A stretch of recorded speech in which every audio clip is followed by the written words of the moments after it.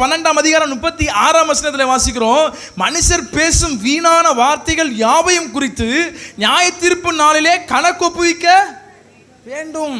ஒரு அல்லேலூயா சொல்லலாமா? இப்போ இந்த வசனம் சொல்லுது, மனுஷர் பேசும் என்ன வார்த்தை? வீணான வார்த்தை. பேசுகிற சில வசனமே சொல்லுது, ஆகாத சம்பாஷணை நல் ஒழுக்கத்தை கெடுக்கும்.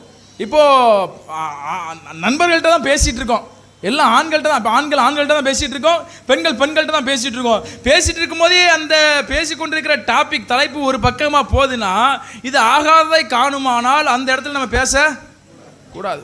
பாருங்க, ரோமர் 14:12 வாசிக்கிறோம், நம்மில் ஒவ்வொருவனும் தன்னை குறித்து தேவனுக்கு கணக்கு ஒப்புவிப்பான்.